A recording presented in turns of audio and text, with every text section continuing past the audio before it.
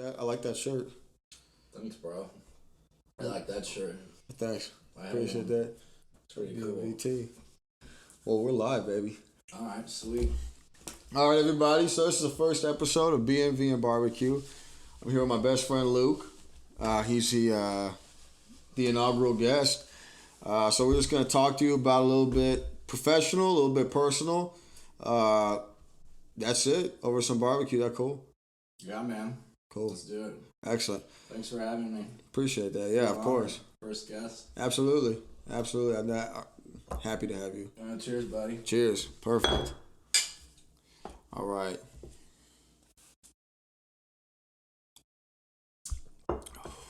That's nice. Okay.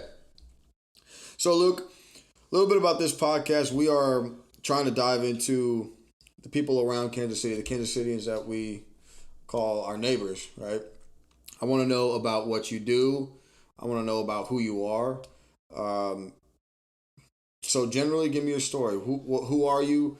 How'd you grow up? How'd you get into the profession you're in right now? What do you do? Okay.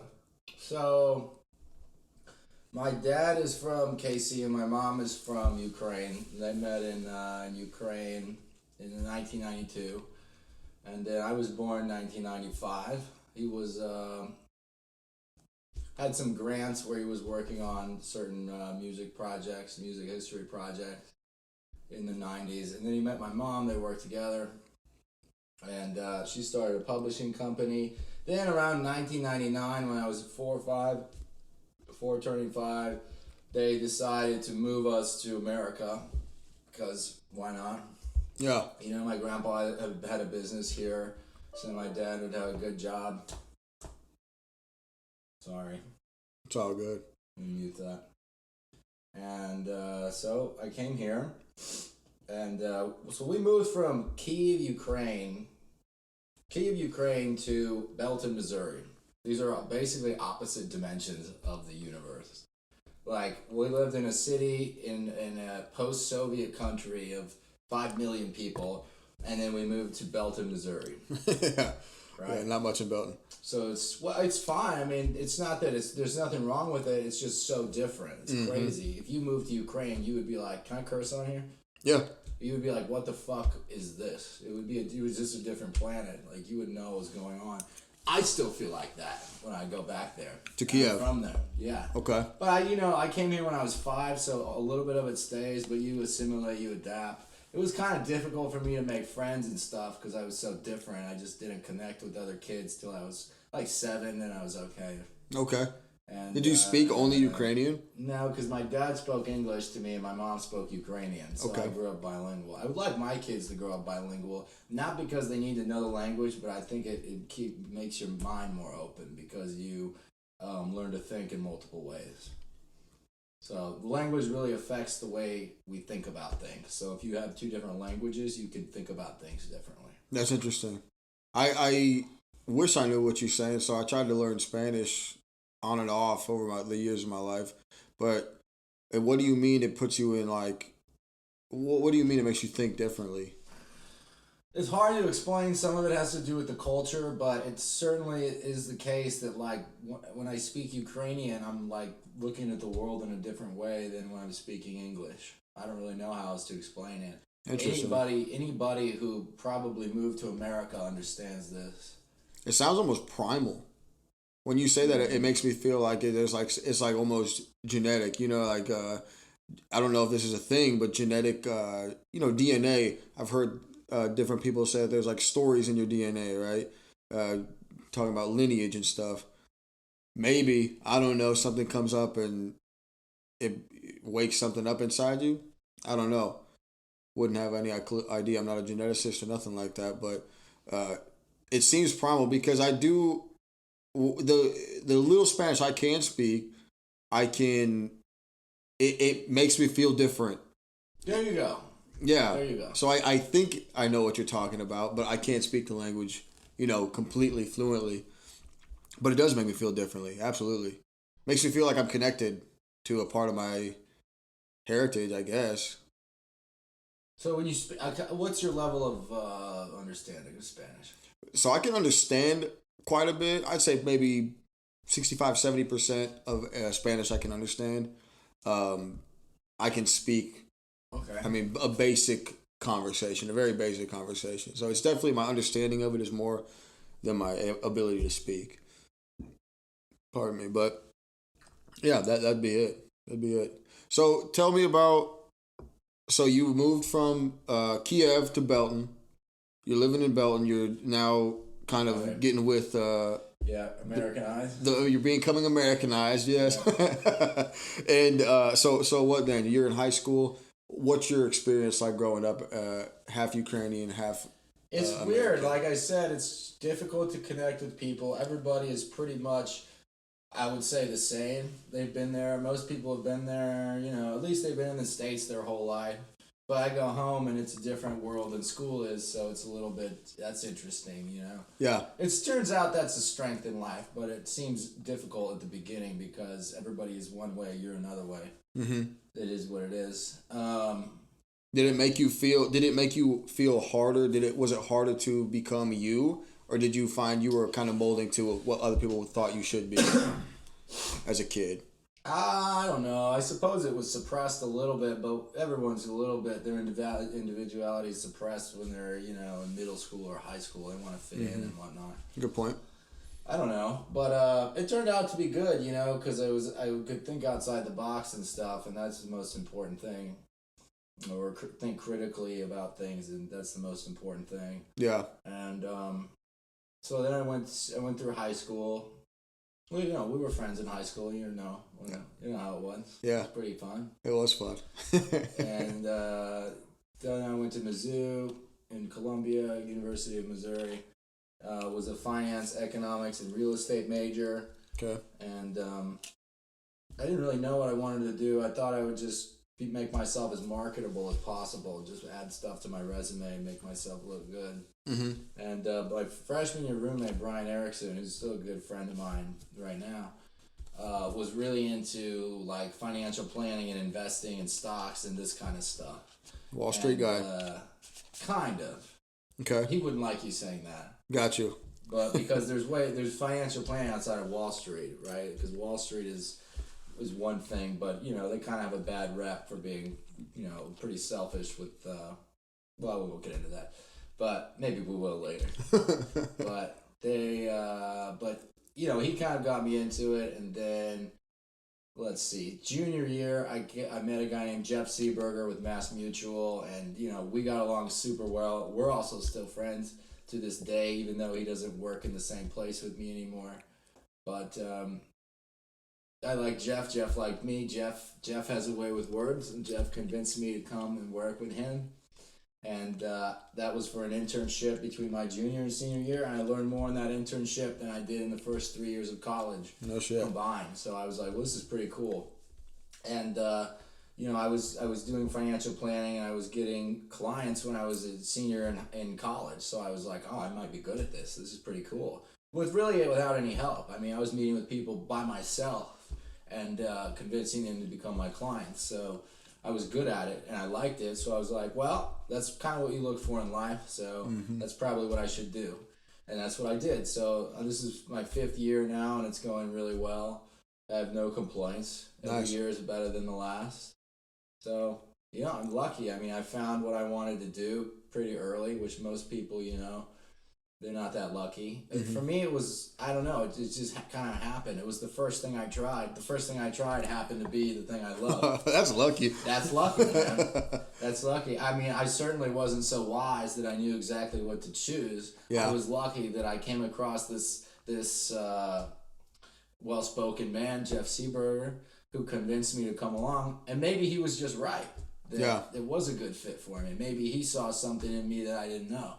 He was older? A lot of people can do that. Yeah, I think he's like, I don't know. I don't want to fuck up his age because he hears this. But I think he was in his late 30s when we met. So I think he's over 40 now, but I'm not positive. We'll just put an asterisk on it. Sure. I'm 90% sure. Okay. So would you consider him a mentor? Yeah, definitely. Okay. Definitely like my first mentor. Your first? Possibly my most important one.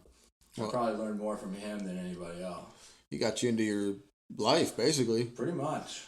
Yeah, pretty much. So, I mean, I always felt like I learned a lot. For every time we hung out, I would ask him like a billion questions. And, that's what you do. Because I felt like, because he could tell me something, then I would go out and say it to people. And they would become clients. And I was like, this guy's a fucking genius, bro. I'm 21 years old, and people are listening to me who are 50 something years old. I'm just repeating what this man said. Yeah. I'm like, my God. It's like in The Wolf of Wall Street, and I'm not saying it's that, Bring the mic a little immoral. closer. It's not like that immoral, but it really was like how they say, what's the quote? It's like, speak these words and I'll make you as powerful as the most powerful man on the planet, or whatever. A lot of that is true, and it's shocking how it works. It also has to do with, people can feel how authentic you are, how much you believe in what you're talking about. And that's really the difficult part, because anybody can repeat words, but for them to sound well when you say them is the difficult part. And for some reason, I was good at that too. I think it was because I did mean what I was saying. Like I agreed with everything I was saying. Yeah. Which in any sales type position, not exactly in the sales position, but any time you're talking to people with the outcome, with you trying to veer them into a certain outcome, you need to come off as authentic. You need to be, come off as the real deal. Yeah, have some conviction. Yeah, exactly. That's what I'm trying to say. Yeah, have some conviction. I get that. That was one of the biggest issues in sales I've had, is not believing what I was talking about.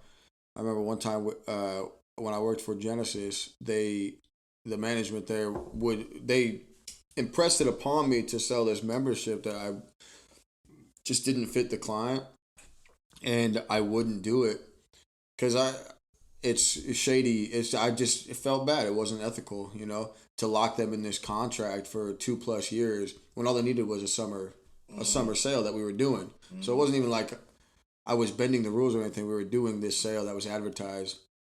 But yeah, I mean, I stopped being convicted of what I was talking about after that, like a week or two after that, and I just left.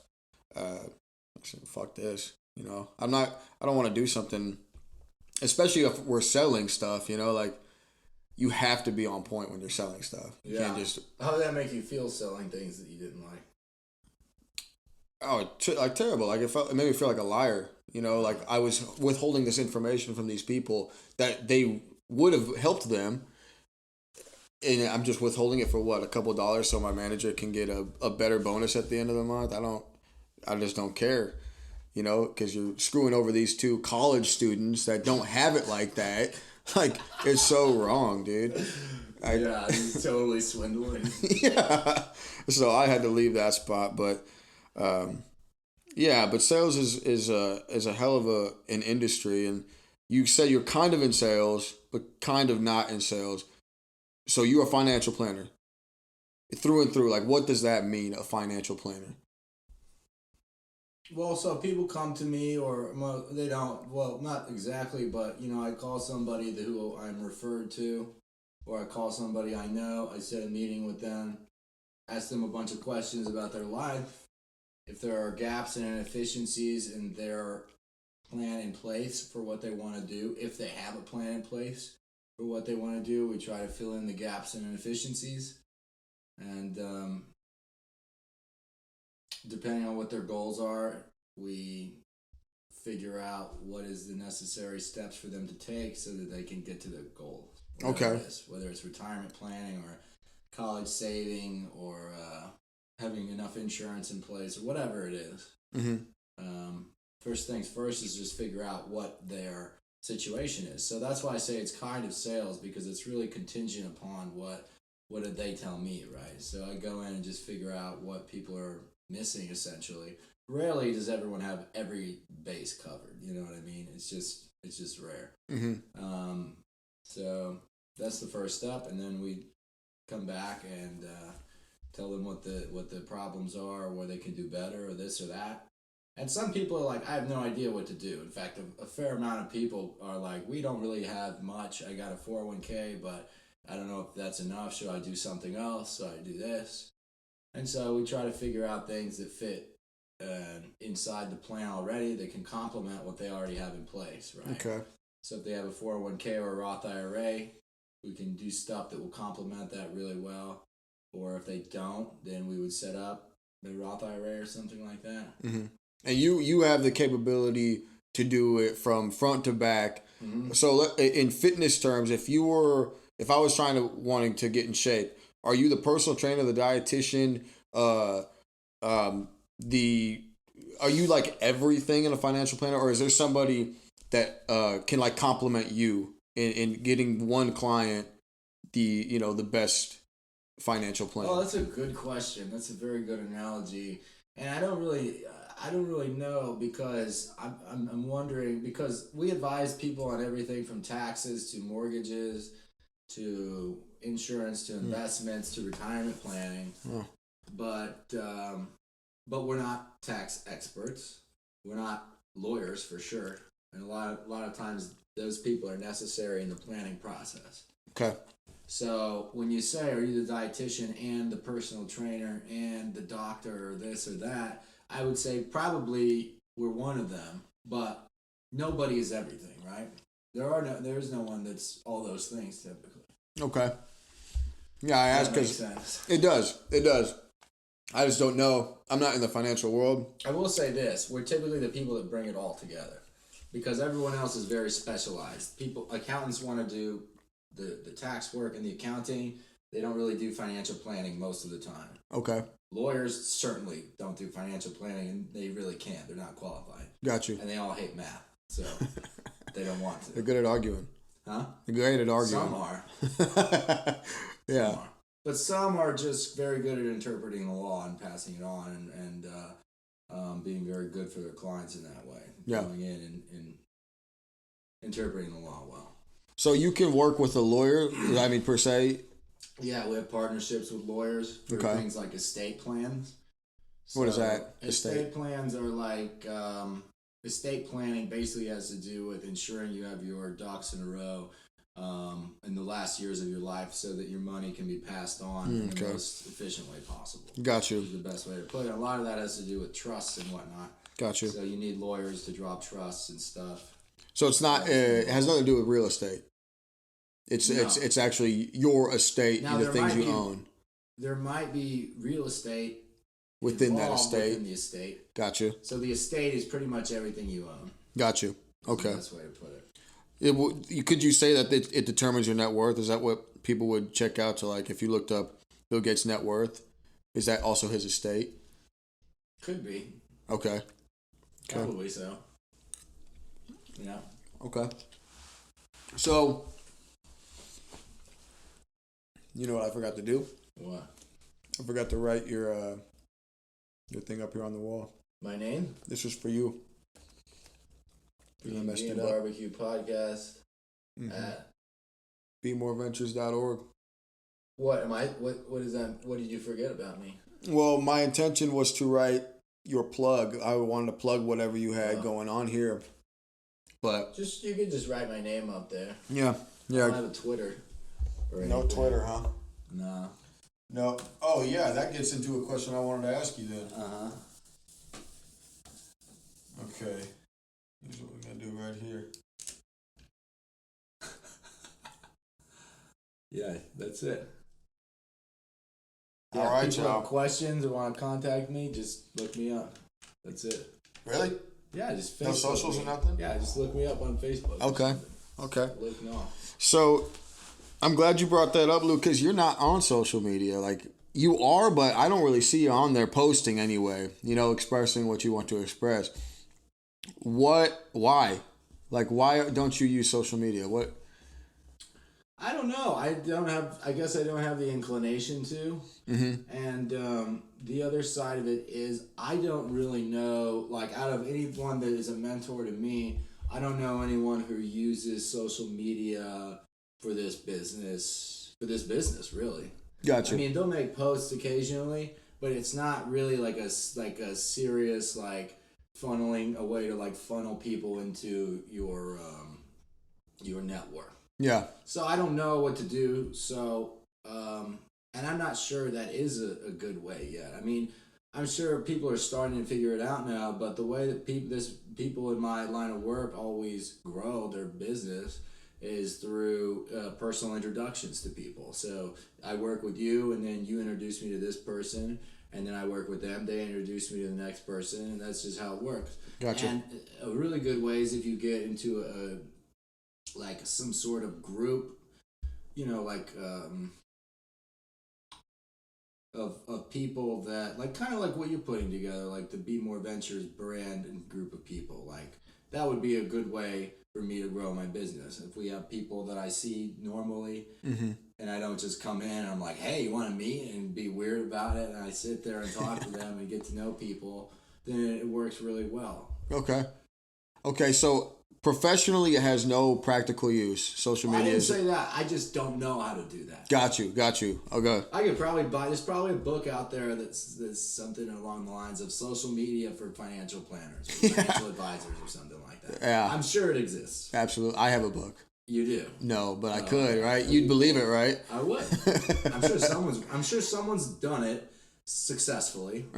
And whether by luck or by good strategy, they may have written a book about it, and now they're saying, if I could do it, you could do it too. Gotcha. That happens all the time. Sure, absolutely. But that's it. I mean, I don't know. I post pics and stuff. I mostly use it for personal reasons. And I think it's just because the most successful people I know in this business don't do that. Yeah. So that makes sense. Well, they didn't do it. Maybe I won't. I don't know. Maybe there's a better way. But it just hasn't it's not something that I've ever had the inclination to do, to be honest with you, because what I do right now works so well. Sounds like you haven't even had to do it. I haven't had to do it, so yeah. That makes sense. That's a great way to put it. That makes sense. I should, maybe it wouldn't hurt to learn. Yeah, you do you. It's, you get comfortable doing things, and you want to keep doing them your way. Absolutely. If it isn't broke, don't fix it. Absolutely. Yeah. 100% agree. Yeah, for sure. So, you want some more? Sure. Word. So, y'all, we got Gates Barbecue. If y'all were not privy, by the box, we're eating some Gates Barbecue right now. We got the mixed plate, just sipping a little bit of whiskey, and having a good time. I hope y'all are having a good time as well. Now, just to get right back into it, Luke, sounds like you got everything going well for you professionally. What I want to ask you, and you kind of touched on it earlier, but I'm half Mexican, half Polish American. Okay, and this topic has come up to me lately about representation and how important it actually is as a child growing up. So one thing I want to ask you, as a half Ukrainian, half American. Yeah. You were born in Kiev. Right. I mean, I was born in Germany. You're born in Germany. Actually, I was born in Germany. Yeah. Okay, so in Europe you come from into America, right? And you're in Belton, Missouri. Yeah. And you've got your mom who is Ukrainian. I'm not even sure if she speaks that well of English to this day. What effect did that have? Did you ever have a problem identifying with your Ukrainian side as you were growing up, or were you always like, I'm comfortable? The only thing I will say is because my mother was the only person I really spoke it with, and she knew English, I could cheat. So if I was talking to her and I didn't remember a Ukrainian word, I would say it in English because everyone else is speaking English. It's very difficult to maintain the language 100% if you live in a country that doesn't speak it.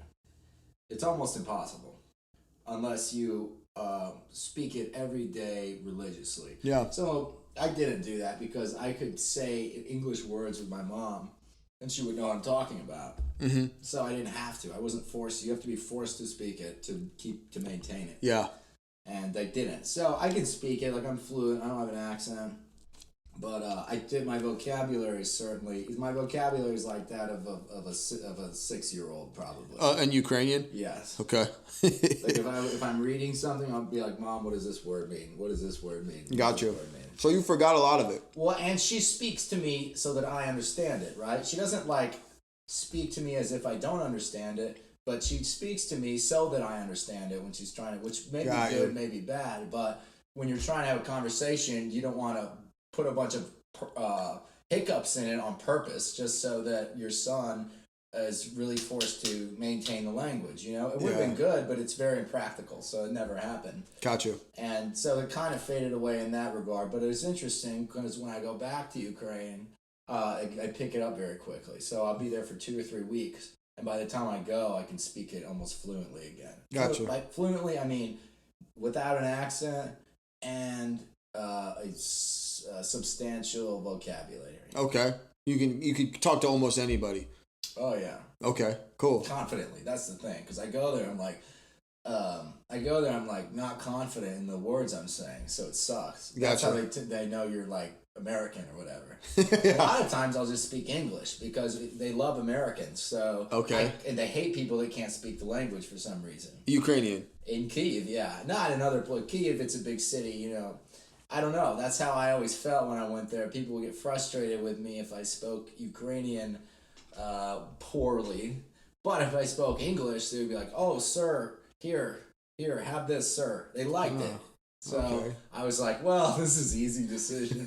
Yeah, just keep talking English. Yeah, pretty much. Yeah. But you know, I wanted to learn it. But what would be with like a server or like someone I'm buying something from in a store with my friends and stuff I have over there. I don't speak English. Gotcha. Yeah. So okay. Now you are in Ukraine. You mess with it. You pick it up. Was it hard to identify at any point in time in your life with your Ukrainian side? Because we're a little different. I had trouble identifying with my Mexican side quite often because I look white. I look gringo, right? Through and through. But when I would tell people I'm Mexican, they'd say, "No, you're not Mexican. You don't look Mexican." Mm-hmm. Right? So as I was growing up, especially away from my Mexican side, it did kind of get, I really did kind of get whitewashed, right? Like I lost touch with my Mexican heritage. So my question, as you grew up with your mom, you went to Ukraine, you still go to Ukraine. Do you have a hard time, one, identifying with your Ukrainian side at any point in time? And also, did you ever feel like extradited because you were Ukrainian? I can't say I ever had a hard time identifying as Ukrainian. I'm not sure. I don't think I've ever really thought about it in that way either. But like you said, your family, your immediate family around you was not Mexican. No. So it's going to be difficult for someone in that situation to remain like culturally Mexican. Yeah. Anybody. Absolutely. If my mom stayed in Ukraine, I don't know. I probably wouldn't speak the language anymore, right? Like, if my mom for some reason didn't come here, my parents split up when I was 5. He came here, she stayed there. Maybe she took my sister, he took me. They just divided the kids, and you get one and you get one, and then that's how they did it. I don't know what would have happened. You know, I probably would be. I would probably say the same thing. I mean, I wouldn't speak the language, so. Yeah. Did you ever feel like you were extradited because you were Ukrainian from like your peers? Did you ever feel like out of place because you were Ukrainian? No, maybe. I didn't feel like it was because I was Ukrainian, because I think people always thought that was cool for the most part. So I liked telling people I was Ukrainian. I always told them that because they thought it was cool. Yeah. But, you know, I did feel like I was different than everybody. Yeah, okay. So, you know, yes and no. So, yes, but it wasn't like they were doing it because they weren't doing no one was doing anything on purpose. It just is the case that I was different because of my background. Right. I'll tell you what, it was always badass listening to you speak Ukrainian to your mom, because I would be like, at first I would think you were just speaking some type of weird English, until I actually listened. I was like, no, that's a whole entire different language. Yeah. It was just badass, you know, like, especially because you don't look like you could speak another language, you know what I mean? Like, you look like American, and that's it. And then you pop out with some Eastern European language. It's badass. Because also, like, the way it sounds is cool. You know what I mean? Yeah. That's how I think Spanish sounds cool, and when I speak it, it just rolls off the tongue real nice. You know what I mean? It does. It's really nice. It's a really pretty language. So I like speaking Spanish. Yeah. I do need to get back on my Duolingo app and start learning some more. Or just go and hang out with my dad some more. Maybe that's even that is a better idea actually. Yeah. It'll come to you. Do you speak it with him when you're with him? I try. I ask him a lot of questions on what does this mean? What como se dice, and then I point to whatever I need to know, and he'll tell me. But I mean, most of my Spanish lately has been just strictly contracting Spanish. Like I know nails, hammer, right? Yeah, because I worked with him when we just contracted. So, but yeah, I mean, he's more than eager to teach me the language. My little baby brother and sister, they're twins, and they're on my dad's side with my stepmom, but they've forgotten how to speak Spanish.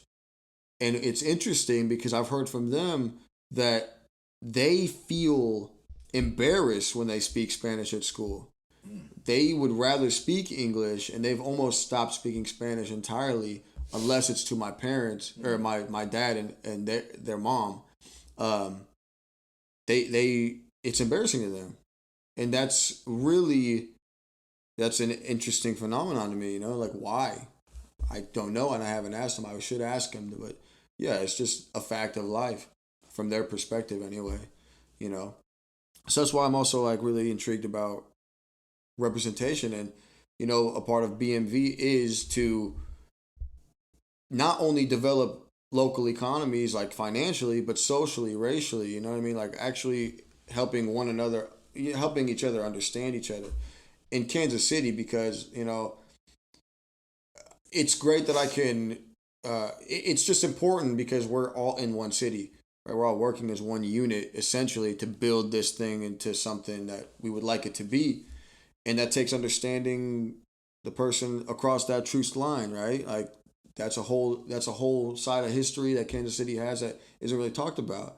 But if people learned about it and tried to understand why it is that way, more people anyway, I think minds and hearts would be open, a little bit more to wanting to fight for people that have been oppressed. I think it's important.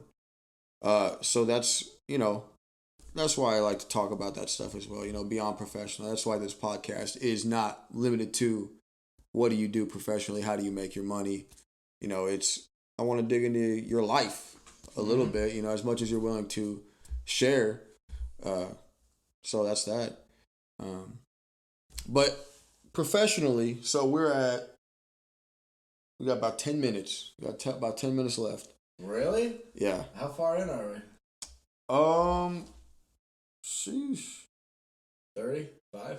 Not even close. Probably 20 minutes. Yeah, I just have I have an appointment at 7:30. I have an appointment at 7:30. So now you're a financial planner. Have you guys up there, wherever you're at, in your office, have y'all been talking about crypto and what it's going to look like in your business? Yeah, a lot of people are talking about crypto, but crypto is, I mean, so investments like bonds, stocks, mutual funds are available to clients on a variety of platforms. You have things like Robinhood and E-Trade, and then you have things like how you can buy them through what are called broker dealers. So that would be like Mass Mutual or any other broker dealer. Any financial institution that is a broker dealer provides those investments. Okay. Whereas crypto, I don't know how a broker dealer is going to provide crypto. I mean, I guess they could. I haven't thought about it too much, but a lot of people are talking about it, and people ask me about it. Do you think it's going to become legitimized in the future, or do you think it's got some hype, but it's going to end? I don't know. I think it's going to be tough. China just banned Bitcoin, right? Yeah. And so, unfortunately, I see that happening with other governments because if they feel like they're threatened, they're just going to ban it. What's being threatened? The dollar or their currency? Yeah, their currency. I mean, they might think that, at the end of the day, you have to pay your taxes in dollars. Yeah. So the dollar is going to be there for that. But I don't know. This isn't my area of expertise, but I think it could go either way. I think it could be useful, and I understand the what's it called, value of a decentralized currency and everything. I just think that if a government feels threatened, like China did, they will just ban the currency or change it or come out with a digital currency and replace it or something. I don't know. I mean, I could be wrong. It could go either way. I have no idea on that front. Yeah. I mean, I think it really could go any way, and but, I don't tell people to buy crypto or not to buy crypto. Right. You probably know more about that than me. I mean, it's a different game, bro. Gotcha. Crypto is a totally different game than like stocks, bonds, mutual funds. There's nothing that's ever been made like it. It's unprecedented, thing, bro. It's pretty badass. I see what you're saying. It's very complex, especially in terms of how it's going to weave into economies, governments.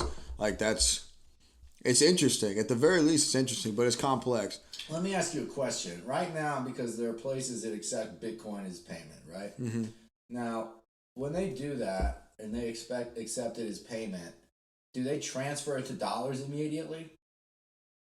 That's a good question. They have the option to sell it as dollars, or they can store it and just keep the Bitcoin.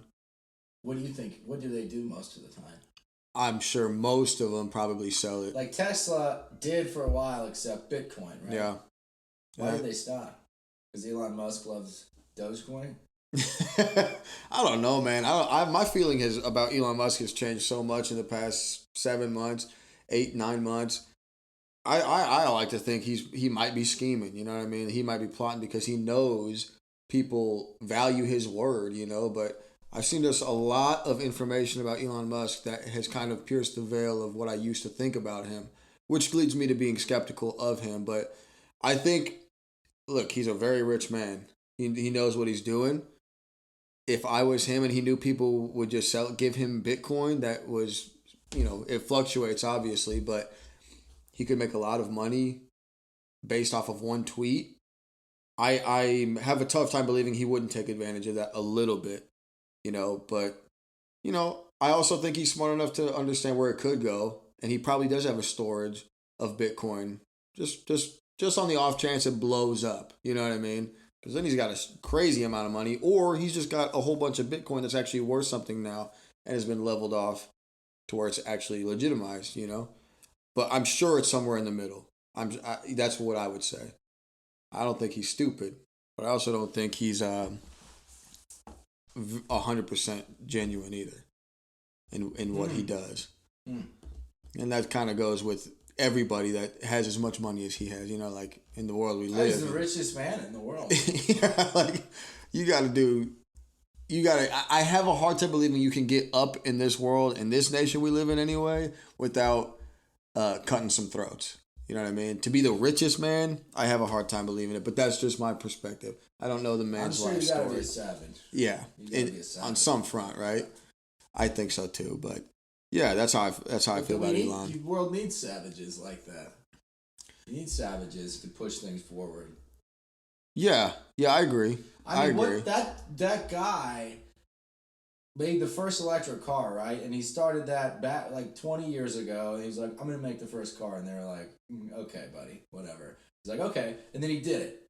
And then he's like, I'm going to build a reusable rocket. I think it's stupid that we throw away every rocket we use. Mm-hmm. We're like, okay, whatever. Yeah, lightning doesn't strike twice in the same place. And then he built it. Yeah. I mean, what do you do with someone like that? Well, the thing is... How do you make sense of something like that? Well, that's the thing, though. He didn't make the first electric vehicle. There was electric vehicles before Elon. He just marketed it to where it was successful, right? It's just people knew he did it. And were they bad before then? They weren't. They just weren't popular. What's another electric vehicle besides? I couldn't name it for you, but I could pull it up and send it over to you. Really? Yeah, absolutely. I mean, I've seen them. It's like it's a very obscure vehicle that you wouldn't have ever heard of because when they launched, they were just a little too ahead of their time. You know what I mean? So they pooped out. Were they good though? Like, could they drive like a Tesla, or was it kind of like a piece of shit? Good question. I actually don't know that. I wouldn't counter it if it was like a piece of shit. Gotcha. That, you know, like couldn't hold the charge. Gotcha. Or whatever. I'm gonna have to do a little bit more research in that. All I know, Me too. I don't know. the only thing I know is that he wasn't the first one to make the electric vehicle, but like he brought up some good questions. He brought up some very good questions. But I also know that a lot of his things that he's mentioned in terms of the solar panel roof, Starnet or what is it called? Starlink, I think it's called, are so the damn thing in Vegas. It's like it's not a train, but it's like an underground vehicle system basically where. Oh, I know what you're talking about. The Boring Company did it. The Boring Company did it. Yeah. It failed miserably because what he said, the science wasn't there. He didn't have the science to do it. He got way in over his head, and that's the same case for the solar panel roofs that he's been doing. You know, he was accepting deposits for 2017. They still not even out here. It's 2021. But he'll say, you know, every year you'll see videos of him saying, we're getting it, we're launched this year, we have the technology, and it just doesn't come. It's like, fool me once, fine. You know what I mean? Like, you probably had it, you called it wrong. That's okay. Twice, 3, 4 years. I just don't buy it. All right, so Luke, I appreciate you coming on, man. Look, this is the first podcast. I intend to have you on again. I love you. Appreciate you coming and inaugurating the BMV and BBQ podcast. Love you too, buddy. You know, over some good ass barbecue. Yeah. So let's do it again. It was fun. Excellent. I would love to. Beautiful. Y'all, if you want to get a hold of Luke, if you got any financial questions, this is the man to go to. Just Luke Noll on Facebook. It can get you. You can put my phone number up there. Yeah. Also. Well, what I'll do is I'll put your phone number right down here and call this number. Bada boom, bada bing. Yeah. Let them know. We didn't really cover too much about, you know, that, like, what I do specifically, obviously. Mm-hmm. And we're talking about more interesting things. Yeah. Well, you're kind of going all over the place. Just a nice little conversation. So let's do that real quick. If you could give a 1 minute and a half summary of why people need what you do or what you do, what would you say? Oh, great question. All right, let me ask you this. What do you think is enough money? Because a lot of what we do has to do with retirement planning. Probably the number one thing, right? Why do people save money? So they don't have to work one day. Yeah. Right? Would you say that's the number one thing that people probably save for? Yeah, yeah. By and far, right? Next to a house, but that's a short-term thing. Right. No, long-term, I don't want to work. So how much money do you think someone needs to save or have accumulated in their investment, retirement account, whatever it is, to live on, say, $60,000 a year?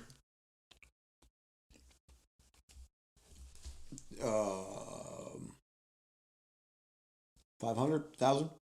No. So they need well over $1 million for $60,000 a year. Okay. So probably about $1.5 million for $60,000 a year. That's before taxes. Okay. So if you have $1 million, the most you're going to be able to take out on a sustainable basis and be sure you're not going to run out of money in retirement is about $45,000. $50,000 is really pushing it before taxes. If you have $1 million, if you're a millionaire, to make sure you don't run out of money, you can take out $50,000 before taxes, absolute tops. If you go over that, you got a 50-50 chance. It's not wise. No one would take that chance. Yeah. Right? Yeah. Because the most you can withdraw every year is 4 or 5%. That's the safe withdrawal rate for a retirement account. The reason for that is something called sequence of returns. I'm going to do like a little, almost like a teaser, and then we'll do another podcast sometime, and I can elaborate, because this is what I meet with people about, and it takes about 30 minutes a lot of times. Okay. But there's something called sequence of returns, where I might tell you, you can average 10% a year, similar to what the S&P 500 does. If I said you average 10% a year in retirement, and you could take out 6 or 7%, do you think that would be a safe withdrawal rate? 6 to 7. Let's say 6. 6%. Yeah. It don't sound that bad. Right. You're averaging 10. You think you could take 6? Yeah. That's wrong. You have a over 50% chance of running out of money because it's not the average return. It's not even the annualized return, which is what you would make every year if the return had been the same.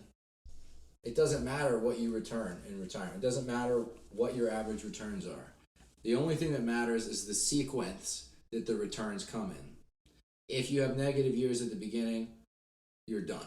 That's basically it. So if you retired in 2000 or something like that, and you took out 6%, you would run out of money. You'd be out of money right now, probably. Okay.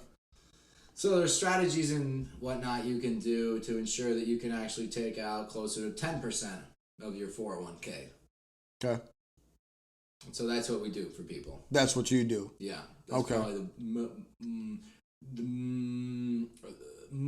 more than anything else of what we talk about is getting people to be able to take out 10% of their 401ks rather than 4 or 5%. Okay. Beautiful. Yeah. So we can talk about it again another time, but absolutely. That's what we did. Yeah. Okay. Luke, I appreciate you, man. 401ks or Roth IRAs, whatever you're saving, wherever you're putting money. Same thing. Okay. Same strategy. So, folks, trust this man. Look at the camera? Should I look at the camera? If you want. You want. It's your show. Okay. Ugly ass. Yeah. Fucking idiot. All right, man. Well, I appreciate you, bro. All right. Hit him up. Phone number's right here. Thanks, y'all.